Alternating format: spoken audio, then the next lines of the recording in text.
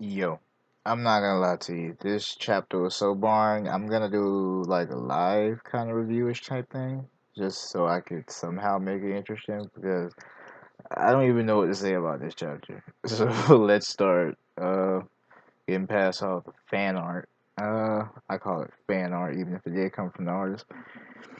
Okay, so they just arrived, and Pedro and Brooke basically took the shark submarine from Channel 3, which I'm glad to see that being utilized, because, Frankie's inventions, they don't really get utilized much anymore, I mean, they do, but it's been so many chapters, because we read a manga, it's been so many chapters that you get to see it, so that's why I said what I said. Moving along, shall we? Um,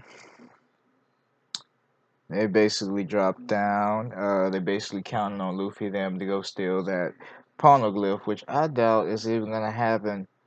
Nah, I'm lying to you. I know he's gonna steal it. I just can't wait to fight because this right here isn't cutting it. This is boring. But like as everybody expected, I'm not even gonna let even get this far without saying it. Pudding set them up. They feel like they see Sanji on the island. That's what everybody apparently sees. I'm just gonna assume it's a mirage. I think it's a mirror fruit. I think whoever is doing what they're doing is using a image to portray on them to make them feel like they're seeing something else.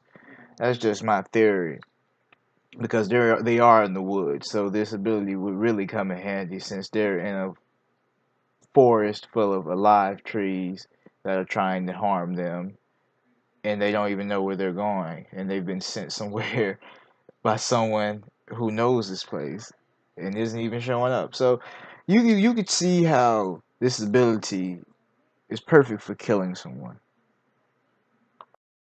And if it wasn't for the fact that even Nami herself was so confused here, I wouldn't have called BS. But there is so much BS here that you just can't clean it up, Because it took them, like, if this was like anime time, this would have been like 2 minutes to figure out that this isn't the real Sanji, and this Mirage that Luffy's fighting isn't even a person. Because, like, I mean, I know Luffy's dumb, but when you punch that Mirage, did you get the same impact back? Like, come on now. Like, they overdid it this chapter. Like, I don't want to sound like a ranter, so I'm laughing about it. But like, come on, dog. Come on. And as everybody's over here going sugar crazy because they are in a candy forest, like I said, it took her 10 years to figure it out. But as they're doing what they're doing, looking for Sanji, Nami's the only one questioning why would Sanji keep reappearing and disappearing. And then she gets her own theory in her head that maybe he's ashamed of himself. There is no sense in the world for you to be playing hide and seek with one grown woman and like three underage kids. Like, come on now. And they trying to save your life. What is she rationalizing here? I don't understand. So, seeing as this is going to be a really short review, I'm going to go ahead and cut to the chase.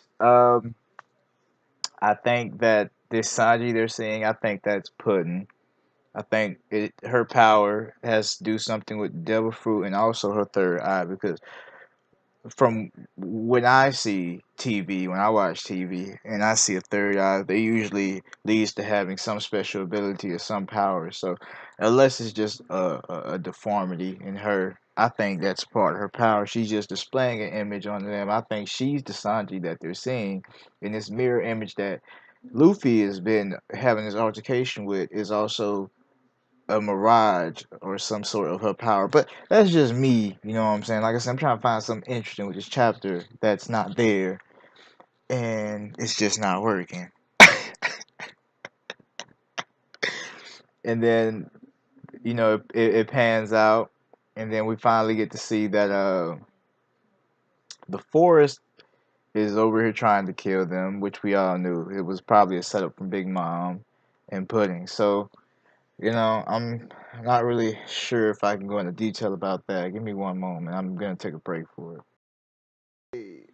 Basically, we get to see a rabbit with a javelin trying to attack Nami. I don't think this character's gonna be here for too much longer, because if his power is anything what I think it is, he'd probably be going up against somebody of Chopper's caliber. Um, and we also get to see that the forest is definitely alive, like I keep saying. And they're basically just trying to close the exit and separate the guys and kill everybody. The tree is gonna try to kill them.